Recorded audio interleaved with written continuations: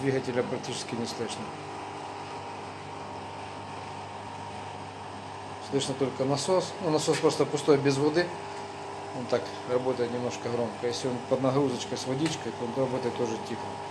Насос, кстати, включается периодически, не на всем режиме центрифуги, периодически экономя тем самым свои ресурсы.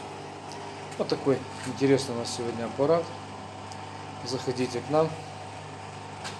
С вами был Вадим Коваль, магазин Думтехник. Удачных вам покупок. Пока.